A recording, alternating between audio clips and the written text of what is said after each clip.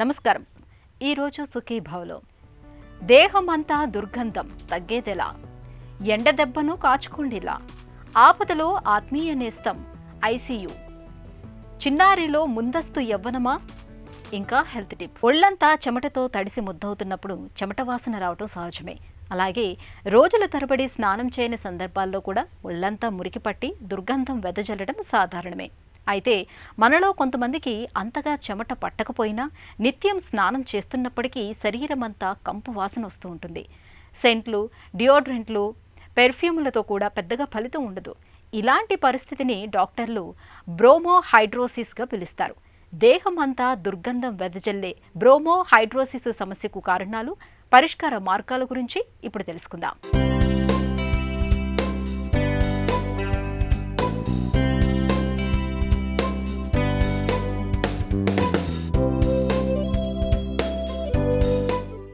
ఎండల్లో ఎక్కువగా తిరుగుతున్నప్పుడు వేడి ఉక్కపోతలకు ధారాళంగా చెమటలు పట్టడం, ఆపై ఒళ్లంతా చెమట వాసన రావటం మనలో చాలామందికి అనుభవమే. అయితే సీజన్లతో నిమిత్తం లేకుండా చెమటలు ఎక్కువగా పడుతూ ఒళ్లంతా దుర్గంధం వెదజల్లుతుంటే అది ఖచ్చితంగా సమస్యే. నిజానికి చెమట అనేది మన శరీరానికి సహజ సిద్ధమైన కూలింగ్ యంత్రాంగం. అయితే కొంతమందికి ఈ చెమటే దుర్గంధానికి కారణమవుతూ ఉంటుంది. శరీరం నుంచి వెలువడే చెమట వల్ల చర్మం మీద బ్యాక్టీరియా చేరుతుంది. ఈ బ్యాక్టీరియా చెమటను యాసిడ్గా మారుస్తుంది. సాధారణంగా ఈ స్థితి ప్యూబర్టీ మొదలైన తర్వాత హార్మోన్ల వల్ల ఏర్పడుతూ ఉంటుంది. ఈ హార్మోన్లను ఆండ్రోజెన్స్ అంటారు.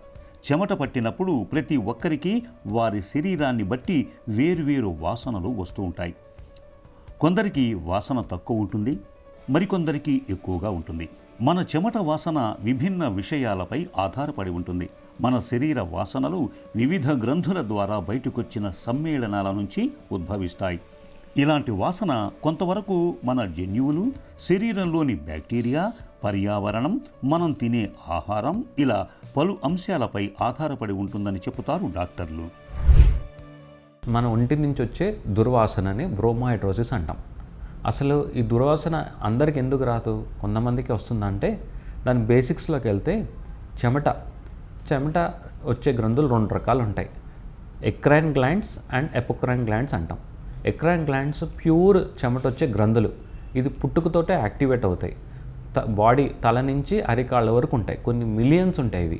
ఇవి ఏం చేస్తాయి, చెమట సృష్టిస్తాయి. అసలు చెమట ఎందుకు రావాలి అంటే మనకి ఏసీ ఎందుకు వాడుకుంటాం, అలానే ఈ చెమట మనకి బాడీ కూల్ చేయడానికి ఒక దేవుడిచ్చిన వరం అని చెప్పొచ్చు. ఈ ఎక్రైన్ గ్లాండ్స్ వచ్చే చెమట కలర్ ఉండదు, స్మెల్ రాదు, లైట్గా సాల్టీ ఉంటుంది. దాంట్లో అంతా సాల్ట్సే ఉంటాయి, సోడియం క్లోరైడ్ అంటాం. ప్రతి మనిషికి ఒక లక్షణం లాగా ప్రతి మనిషికి ఒక స్మెల్ ఉంటుంది. దాన్ని ఎపోగ్లాండ్ నుంచి వచ్చే చెమట నుంచి వచ్చే స్మెల్లే. సో ఇవి అందరికి ఉంటుంది, కానీ కొందరికే ఎందుకు మనకి దుర్వాసన రావాలి, బ్రోమోహైడ్రోసిస్ రావాలంటే ఈ చెమట వల్ల స్మెల్ రాదు, కానీ ఒంటి మీద ఉన్న బ్యాక్టీరియా ఏదైతే ఉందో లేదా ఫంగస్ ఏదైతే ఉందో ఆ చెమటతో రియాక్ట్ అయ్యి వచ్చే కెమికల్ రియాక్షన్స్ వల్లనే ఈ దుర్వాసన వస్తుంటుంది. దాన్ని బ్రోమోహైడ్రోసిస్ అంటాం. 1-2 రోజులు స్నానం చేయకపోతే మన శరీరం నుంచి ఒక రకమైన దుర్వాసన రావటం మొదలవుతుంది. అయితే ప్రతి ఒక్కరి శరీరం ఒక్కో రకమైన ప్రత్యేక వాసన కలిగి ఉంటుంది. కొంతమంది రోజు స్నానం చేస్తున్నా, పెర్ఫ్యూమ్లు, డియోడ్రెంట్లు, సెంట్లు వాడుతున్నా కూడా శరీరం అంతా వాసన వేస్తూ ఉంటుంది. ఇందుకు అధిక బరువు, స్థూలకాయం మొదలుకొని మధుమేహం వరకు చాలా కారణాలే ఉంటాయి. శరీర బరువు అధికంగా ఉన్నప్పుడు శరీరంలో ముడతలు ఎక్కువగా ఉంటాయి. ఈ ముడతలు బ్యాక్టీరియాకు ఆవాసాలుగా మారతాయి. అందువల్ల ఎక్కువ దుర్వాసన వచ్చే ప్రమాదం ఉంటుంది. అలాగే మధుమేహంలో చెమట వాసన పండులాగా తీయగా ఉంటుంది. కాలేయం పనితీరు మందగించినప్పుడు కూడా శరీర వాసనలో మార్పు వస్తుంది. కాలేయ జబ్బుతో బాధపడే వారిలో చెడిపోయిన గుడ్డు వాసన వస్తూ ఉంటుంది.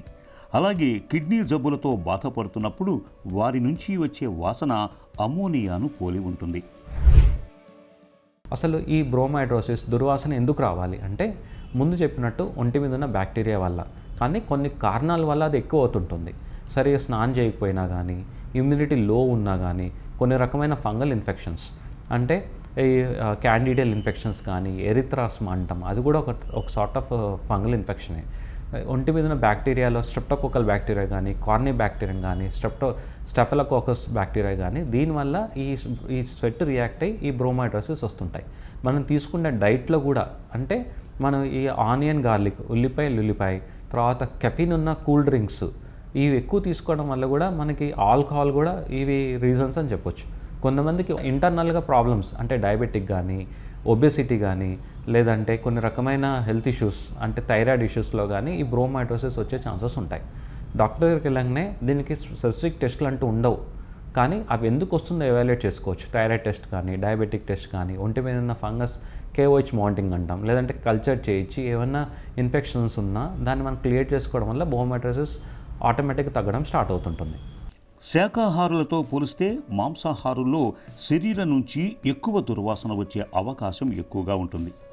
అలాగే వెల్లుల్లిని ఎక్కువగా ఆహారంలో వాడే వారి చెమటలో దుర్వాసన అధికంగా ఉంటుందని చెబుతారు డాక్టర్లు. అయితే పండ్లు, కూరగాయలు ఎక్కువగా, కొవ్వుల్ని తక్కువగా తీసుకునే వారిలో శరీర దుర్వాసన తక్కువగా ఉంటున్నట్లు పలు అధ్యయనాల్లో వెల్లడైంది. కాబట్టి పండ్లు, కూరగాయల్ని అధికంగా తీసుకోవటం మేలు. కొందరిలో చెమట, దాంతోపాటు వచ్చే దుర్గంధం ఎన్ని పర్ఫ్యూమ్లు, డియోలు వాడినా దాయటం కష్టంగా ఉంటుంది. ఇలాంటప్పుడు డాక్టర్ని సంప్రదించి తగిన వైద్య సాయం తీసుకోవాలి. రోజువారీ ఆహారంలో తగిన మార్పుల్ని సూచించటంతో పాటు చర్మంపై ఎక్కడైనా ఇన్ఫెక్షన్లు ఉన్నప్పుడు వాటికి చికిత్స చేస్తారు. చెమటను అధికంగా ఉత్పత్తి చేసే ఎపోక్రైన్ గ్రంథుల్ని సైతం తొలగిస్తారు. అవసరం మేరకు యాంటీసెప్టిక్ మందుల్ని సూచిస్తారు. శరీర దుర్గంధం తీవ్రత మరీ ఎక్కువగా ఉంటున్నప్పుడు laser, surgery, microwave induced fibrosis చికిత్సల్ని అందిస్తారు. దీన్ని మనం ఎలా నివారించుకోవాలి? యాంటీబ్యాక్టీరియల్ సోప్స్, యాంటీఫంగల్ సోప్స్ రెగ్యులర్గా 2 సార్లు స్నానం చేయడం, ఓకే, ఎక్కువ స్వెట్ వచ్చిన క్లోత్స్ మళ్ళీ వాడకపోవడం, తర్వాత యాంటీప్రెస్పిరెంట్స్ అంటాం, ఇది ఎక్కువ రోజులు వాడకూడదు, స్కిన్ ఇరిటేట్ అయిపోతుంది. దీన్ని అల్యూమినియం సాల్ట్స్ అంటాం. చెమట ఇవి బ్లాక్ చేయడానికి ఉపయోగపడతాయి, అంటే డైరెక్ట్ స్వెట్ గ్లాండ్స్ బ్లాక్ చేయడానికి. ఇవి ఏం చేస్తాయి, ఆ చెమట వచ్చే గ్రంథుల్ని బ్లాక్ చేయడం వల్ల స్వెట్ రాదు, దానిపైన బ్యాక్టీరియా రియాక్ట్ అవ్వడం వల్ల, కాకపోవడం వల్ల మనకి ఈ స్మెల్ అనేది రాదు. ఈ యాంటీప్రెస్పిరెంట్స్ ఎక్కువ రోజులు వాడకూడదు, తగ్గేంత వరకు రోజుకి 2 సార్లు అట్లా 2 వారాలు వాడుకొని, తగ్గిన తర్వాత వారానికి ఒకసారి కానీ 2 సార్లు వాడుకోవడం వల్ల స్కిన్ ఇరిటేట్ కాకుండా ఉంటుంది. కొంతమందికి అండర్ ఆర్మ్స్లో హెయిర్ ఎక్కువ అవటం వల్ల కూడా ఈ బ్యాక్టీరియా అధికమై స్మెల్ వస్తుంటుంది. వాళ్ళు లేజర్ రిడక్షన్స్ కానీ, లేదంటే వ్యాక్సింగ్ కానీ, థ్రెడ్డింగ్ కానీ, లేదంటే ట్రిమ్మింగ్ కానీ చేసుకోవడం వల్ల బ్యాక్టీరియా పాపులేషన్ తగ్గించుకోవచ్చు. ఇన్ని వాడినా కానీ మనకి ఇంకా ఫాస్ట్ రిజల్ట్స్ కావాలంటే బొటాక్స్ అంటాం. బొటాక్స్ అంటే యాంటీ ఏజింగ్, అంటే పైపు రింకిల్స్ తీయడానికి వాడే టెక్నిక్కి మన స్వెట్ బ్లాక్ చేయడానికి కూడా హెల్ప్ అవుతుంటుంది. స్టార్చ్ అప్లై చేసి ఎక్కడైతే చెమట గందులు ఎక్కువ యాక్టివ్ ఉన్నాయో ఆ మార్క్ చేసుకొని దాంట్లోకి బొటాక్స్ ఇంజెక్షన్స్ ఇవ్వడం వల్ల టెంపరీగా స్వెట్ రాకుండా బ్లాక్ చేసేయచ్చు. దానిపైన ఈ డియోడ్రెంట్స్, యాంటీప్రెస్పిరెంట్స్, లోషన్స్ వాడుకోవడం వల్ల, ఇండైరెక్ట్గా యాంటీబయాటిక్ లోషన్స్ వాడుకోవడం వల్ల ఇండైరెక్ట్గా బ్యాక్టీరియా కౌంట్ తగ్గి అండ్ స్వెట్ రావడం 2 విధాలుగా మనం బ్లాక్ చేసుకోవచ్చు. ఇంకా స్మెల్ వస్తుందంటే సర్జరీ ఉంటుంది. సర్జరీ అంటే ఆ అపోక్రైన్ గంధంలో ఉన్న ఏరియా మొత్తం సర్జరీతో మొత్తం ఆ స్కిన్నే తీసేస్తాం. వేరే స్కిన్ థై మీద ఎక్కడ స్కిన్ గ్రాప్ చేయడం వల్ల ఆ స్వెట్ గ్లాండ్స్, అపోక్రైన్ గ్లాండ్స్ మనం ఆ నెంబర్ తగ్గించడం వల్ల కూడా ఈ ఇండైరెక్ట్గా ఈ బ్రోమాయిడ్రోసిస్ తగ్గించుకోవచ్చు. శరీరంలోని విష పదార్థాలను బయటకు పంపటంలో మనం తాగే నీటిదే ప్రధాన పాత్ర. తక్కువ నీరు తీసుకోవటం వల్ల అవి శరీరంలోనే ఉండిపోయి దుర్వాసనకు కారణమవుతాయి. కనీసం 2.5 లీటర్ల నీరు తాగేలా చూసుకోవాలి. అలాగే రోజుకు కనీసం 2 సార్లు గోరువెచ్చని లేదా చన్నీటి స్నానం చేయటం మంచిది. స్నానానికి యాంటీ బ్యాక్టీరియల్ సోపును వాడటం మేలు. స్నానం చేసే నీటిలో lavender, rosemary, tea tree oil ఇలా నచ్చిన దాన్ని ఎంచుకొని కొన్ని చుక్కలు వేయండి. ఇవి చాలా వరకు శరీర దుర్వాసనను దూరం చేస్తాయి.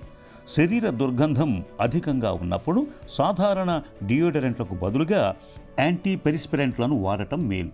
అయితే వీటి వల్ల చెమట తగ్గదనేది గుర్తుంచుకోవాలి. అల్యూమినియం సాల్ట్స్ కలిగి ఉండే యాంటీపెరిస్పిరెంట్ ఎంచుకోవాలి. వీటిని రాత్రిపూట ఉపయోగించటం మంచిది. ఇవి చెమట కారడాన్ని అదుపు చేస్తాయి. అయితే ఇవి అధికంగా వినియోగిస్తే చర్మంపై ఇరిటేషన్కు కారణమవుతాయని గుర్తు. వేసవిలో ఓవైపు వేడి, ఉక్కపోతలు మనల్ని ఉక్కిరిబిక్కిరి చేసేస్తూ ఉంటాయి. పైనుంచి భానుడి కాల్చేసే కిరణాలు, కింద నేల నుంచి ఎగిసే సెగలు మన శరీరాన్ని ఉష్ణకూపాల్లాగా మార్చేస్తూ ఉంటాయి. మండిపోయే ఈ ఎండల ధాటికి మనలో చాలామంది నీరసం, నిస్సత్తువలతో కూలబడిపోతూ ఉంటారు. ఎండ దెబ్బగా పిలిచే ఈ విపత్తును ఎదుర్కొనేందుకు ఏం చేయాలో, ఎలాంటి జాగ్రత్తలు తీసుకోవాలో ఇప్పుడు తెలుసుకుందాం. సో జనరల్గా సమ్మర్లో ఉన్న one of the commonest factors ఏంటంటే exposure to lot of heat. ఇది జరిగినప్పుడు బాడీ మీద తీవ్రమైన ఒత్తిడి జరుగుద్ది. ఆ ప్రజెంటేషన్ క్రమంలో ఫస్ట్ హీట్ ఎగ్జాషన్ అనేది వస్తుంది. అది ఐడెంటిఫై చేయని పక్షంలో అది హీట్ స్ట్రోక్కి దారితీస్తుంది. సో మెడికల్ కండిషన్గా మాట్లాడితే హీట్ స్ట్రోక్ అనేది ఒక సీరియస్ కండిషన్. అది కాస్త ప్రాణాంతకం మనం కానీ కరెక్ట్గా మెడికల్ మెజర్స్ సరిగ్గా తీసుకోకపోతే. పర్టికులర్గా సెన్సిటివ్ ఆర్గన్స్ ఎఫెక్ట్ అవుతాయి కాబట్టి హీట్ ఎగ్జాషన్ని మనం నివారించుకుంటే హీట్ స్ట్రోక్కి దారి తీయకుండా కాపాడుకోవచ్చు. వీటికి సింపులెస్ట్ ఫార్ములా ఏంటంటే ఎండలోకి పోకపోవడం, ప్రాపర్ అమౌంట్ ఆఫ్ హైడ్రేషన్ తీసుకోవడం, ప్రాపర్ క్లోదింగ్ వేసుకోవడం, అవాయిడెన్స్ ఆఫ్ ట్రావెల్ ఆ టైంలో పర్టికులర్గా అరౌండ్ 10 to 3 o'clock మధ్యన ట్రావెల్ అనేది అవాయిడ్ చేయాలి. బయటకు పోకపోవడం అనేది ఇంపార్టెంట్గా గమనించుకోవాలి. తర్వాత ఎల్డర్లీ పాపులేషన్లో పర్టికులర్గా వాళ్ళకేంటంటే వివిధ సమస్యల వల్ల డీహైడ్రేషన్ కూడా గురయ్యేదానికి ఆస్కారం ఉంది. ఆ పాపులేషన్ని హై రిస్క్ కింద కేటగరైజ్ చేస్తుంటాం కాబట్టి వాళ్ళు పర్టికులర్గా గమనించుకోవాల్సింది ఏంటంటే షేడీ ప్లేస్లో కానీ కూల్ ప్లేస్లో ఉండాల్సిన అవసరం ఉంటుంది. కాస్త వాటర్ ఇంటేక్ పెంచుకోవాల్సిన అవసరం ఉంటుంది. ఎక్కడైతే మనకి వాటర్ ఇంటేక్ సరిగ్గా తీసుకునే పరిస్థితులు ఉండవో, పర్టికులర్గా హార్ట్ డిసీజ్ కానీ కిడ్నీ డిసీజ్ కానీ ఉన్నప్పుడు వాటర్ రెస్ట్రిక్షన్ పెట్టుంటారు కాబట్టి అట్లాంటి వాళ్ళు కాస్త ఫ్రూట్స్ కన్జ్యూమ్ చేయడం, న్యాచురల్గా వచ్చే వాటర్ కంటెంట్ని తీసుకోవడం, కొబ్బరి నీళ్ళు తాగడం, మజ్జిగ తాగడం, ఇలాంటివన్నీ చేస్తే ఈ వడదెబ్బగా గురి కాకుండా, వడదెబ్బ వల్లే సీరియస్ కాంప్లికేషన్స్ రాకుండా హాస్పిటల్ అడ్మిషన్ని నివారించుకోవచ్చు. ఆరోగ్య పరిస్థితి బాగోలేనప్పుడు పేషెంట్ను ఐసీయూలో ఉంచడం మనకు తెలిసిందే. కొన్ని సందర్భాల్లో రోజుల తరబడి పేషెంట్ని ఐసీయూలోనే ఉంచేస్తూ ఉంటారు. అసలు ఏమిటి ఐసీయూ? ఇంటెన్సివ్ క్రిటికల్ కేర్ యూనిట్కు సంక్షిప్త రూపమే ఐసీయూ. పేషెంట్ని ప్రాణాపాయ స్థితి నుంచి బయటకు తీసుకురావడానికి మత్తు వైద్యులు మొదలుకొని ఇంటెన్సివిస్టుల దాకా ఎంతోమంది నిపుణులు ఈ ఐసీయూ యూనిట్లోని నిరంతరం శ్రమిస్తూనే ఉంటారు. ఆపత్కాలంలో ప్రాణాలకు భరోసానిచ్చే ఐసీయూ గురించిన పూర్తి వివరాలను ఇప్పుడు తెలుసుకుందాం. కొంతమంది పేషెంట్స్ మనకి చాలా అత్యంత విషమ పరిస్థితిలో వస్తూ ఉంటారు. సో వాళ్ళని ఆ విషమ పరిస్థితి నుంచి సాధారణ పరిస్థితికి తీసుకురావడానికి హాస్పిటల్లో ఉండే ఒక సంరక్షణ ప్రదేశాన్నే మనం క్రిటికల్ కేర్ అని చెప్పుకోవచ్చు. సో అబ్జర్వేషన్ అంటే ఏంటంటే నేను ఇందాక చెప్పినట్టు వైటల్ సైన్స్ మానిటర్ చేస్తాము, వాళ్ళు ట్రీట్మెంట్కి ఎట్లా రెస్పాండ్ అవుతున్నారు అనేది చూస్తామన్నమాట. సో ఈ అబ్జర్వేషన్ అనేది అందరి పేషెంట్స్కి అవసరం పడుతుంది. అండ్ ముఖ్యంగా హార్ట్ అటాక్ పేషెంట్స్ లేకపోతే పెరాలసిస్ పేషెంట్స్ ఉంటారు. వాళ్ళు త్వరగా వాళ్ళు సిమ్టమ్స్ స్టార్ట్ అయిన వెంటనే కనుక వాళ్ళు వస్తే మనం థ్రాంబోలైసిస్ అనే ఒక ప్రక్రియ చేయొచ్చు అనమాట. అందులో ఏంటంటే ఆ క్లాట్ని మనం కరిగించే అవకాశం ఉంటుంది. సో అలాంటి వాళ్ళకి ట్రీట్మెంట్కి వాళ్ళు ఎట్లా రెస్పాండ్ అవుతున్నారో, ఆ ట్రీట్మెంట్ రిలేటెడ్ కాంప్లికేషన్స్ ఏమన్నా వస్తున్నాయా, సో ఇవన్నీ మనం చూడాల్సిన అవసరం ఉంటుంది. ఇవన్నీ చూడడానికి మనకి అబ్జర్వేషన్ అనేది చాలా ఇంపార్టెంట్. పసితనపు ఛాయలు వీడకుండానే ఇవాళ చాలామంది చిన్నారుల్లో ఋతుచక్రం మొదలైపోతుంది. నిండా 8 ఏళ్లైన నిండక మునిపే చిట్టి తల్లులు స్త్రీమూర్తులుగా మారిపోతున్నారు. చిత్రమైన ఈ పరిస్థితికి గాడి తప్పిన ఆహారపు అలవాట్లు, చిరుతిళ్ళు మొదలుకొని శరీరంలో హార్మోన్ల లోపాల వరకు చాలా కారణాలే కనిపిస్తాయని చెబుతారు డాక్టర్లు. చిరుప్రాయంలోనే యవ్వన ఛాయలు కనిపించడం అనేది ఇటు అమ్మాయిల్లోనూ అటు తల్లిదండ్రుల్లోనూ తీరని మానసిక సంఘర్షణను తెచ్చిపెడుతుంది. చిన్నారుల్లో చిరుప్రాయంలోనే ముందస్తు యవ్వనం ముంచుకు రావటానికి వెనుక కారణాలు, ఈ పరిస్థితిని అధిగమించేందుకు తీసుకోవాల్సిన జాగ్రత్తల గురించి డాక్టర్ని అడిగి ఇప్పుడు తెలుసుకుందాం.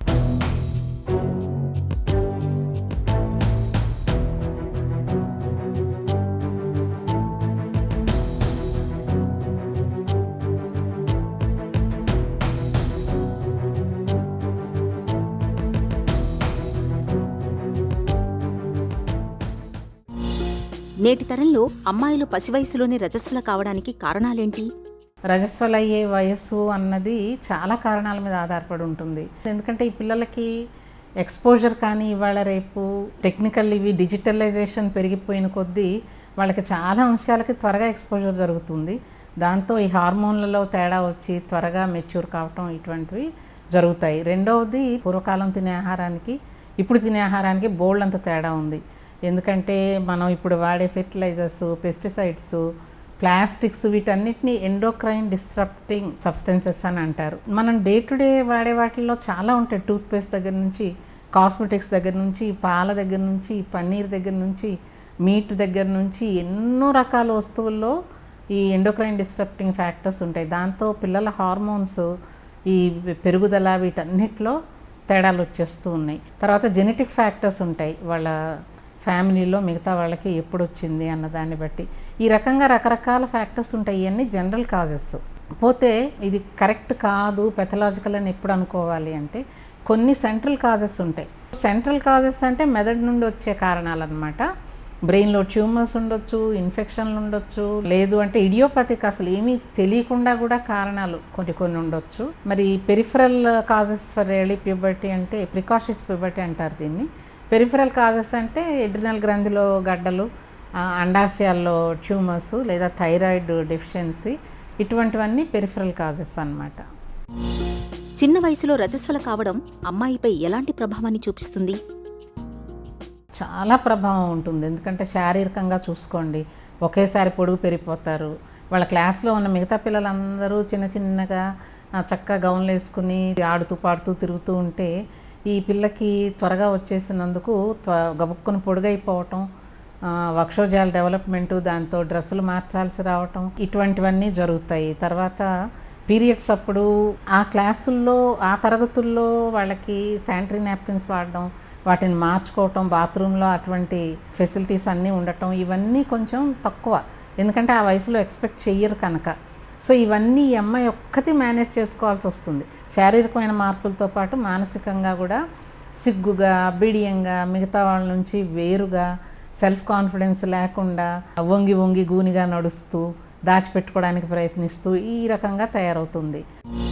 ముందస్తు ఋతుచక్రం అనేది సంతానం, మెనోపాజ్పై ఎలాంటి ప్రభావాన్ని చూపిస్తుంది? అమ్మాయి రజస్వల అయింది అంటే పునరుత్పత్తికి తయారుగా ఉందని అర్థం. అంటే ఆమె యొక్క లోపల సిస్టమ్ అంతా మెచ్యూర్ అయింది, ఇంకా పిల్లలు పుట్టడానికి శరీరం అనువుగా ఉంది అని అర్థం. ఎప్పుడైతే రజస్వల అయిందో 1-2 ఏళ్లలో అన్నీ మెచ్యూర్ అయిపోతాయి, ఈ కెపాసిటీ వస్తుంది. కానీ ఆమెకి అంటే సంతానోత్పత్తిలో వేరే రకమైన తేడాలు అయితే ఏమీ రావు. అలాగే మెనోపాస్ గురించి కూడా చాలా రకాల పరిశోధనలు జరిగాయి. త్వరగా వస్తే త్వరగా పోతాయా, లేకపోతే త్వరగా వచ్చిన వాళ్ళకి అలాగే ఆలస్యంగా పోతాయా, ఇటువంటివి కూడా మెనోపాస్ రావడానికి ఈ ప్రికాషియస్ ప్యూబర్టీకి ఎటువంటి సంబంధం లేదని అన్ని స్టడీస్ మనకు చెప్తున్నాయి. ఎక్సెప్ట్ ఒక స్వీడిష్ స్టడీ మాత్రం త్వరగా వచ్చిన వాళ్ళకి త్వరగా పోతుంది అని ఒక స్టడీ ఉంది. కానీ పెద్ద దానికి దీనికి సంబంధం లేదనే మనకు చాలా వరకు అధ్యయనాలు చెబుతున్నాయి. చిన్న వయసులో రజస్వల అయిన చిన్నారి విషయంలో తల్లిదండ్రుల పాత్ర ఎలా ఉండాలి? పేరెంట్స్, ముఖ్యంగా తల్లి ఎప్పుడైతే గమనిస్తుందో వక్షోజాలు కొద్దిగా పెరగటం మొదలు పెడుతున్నాయి, బ్రెస్ట్ బడ్ అంటారు, అలా తయారవుతున్నప్పుడు, అది చేతికి తగిలినప్పుడు వెంటనే డాక్టర్కి చూపించాలి. ఎందుకంటే ముఖ్యంగా 8 సంవత్సరాల వయసు కంటే తక్కువ ఉన్నప్పుడు. 8 సంవత్సరాలకు మొదలైతే పర్వాలేదు, ఎందుకంటే ఇవాళ రేపటి వయసుల ప్రకారం 8 సంవత్సరాలకు మొదలైతే 10-11 సంవత్సరాలకు అమ్మాయి రజస్వల అవుతుంది, దట్స్ ఓకే. కానీ 8 కంటే ముందుగా ఇటువంటి మార్పులు గమనించినప్పుడు, లేదా మూలాల్లో కానీ, జననేంద్రియాల మీద కానీ వెంట్రుకలు పెరగటం కనపడుతున్నప్పుడు, ఇటువంటివి గమనిస్తే మాత్రం దాచిపెట్టుకుని న్యూనత ఫీల్ అయ్యి ఇవి మూసిపెట్టకుండా వెంటనే డాక్టర్ని చూడటం మంచిది. వీటిలో కొన్ని ప్రమాదకరమైన కారణాలు ఉండొచ్చు. పైగా ఏంటంటే ఇలా త్వరగా వచ్చే పిల్లలకి పొడుగు పెరగటం కూడా ఆగిపోతుంది.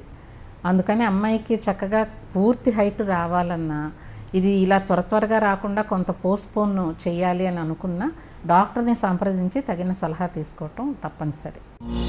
చిన్న వయసులోనే రజస్వల అయినప్పుడు ఋతుచక్రంపై అమ్మాయికి ఎలాంటి అవగాహన కల్పించాలి?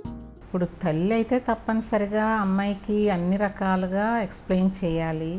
ఏమిటి ఇది, ఎందుకు వస్తుంది, తర్వాత ఈ సమయంలో ఎటువంటి జాగ్రత్తలు తీసుకోవాలి, శానిటరీ నాప్కిన్స్ వాడకం కానీ వాటిని ఎలా మార్చుకోవాలి, ఎలా చేయాలి, ఎంత తరచుగా చేయాలి, ఎలా శుభ్రంగా ఉంచుకోవాలి, ఎక్కడ డిస్పోజ్ చేయాలి, ఇటువంటివన్నీ చెప్పటం ఒక ఎత్తు.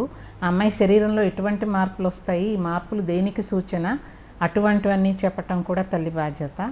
అలాగే సెక్స్ గురించి, సంతానోత్పత్తి గురించి, ఆ విషయంలో ఈ అమ్మాయి ఎలాగా బిహేవియర్ ఎలా ఉండాలి, ఎందుకంటే అబ్బాయిలు ఈ అమ్మాయి వైపు చూసే చూపులు మారుతాయి.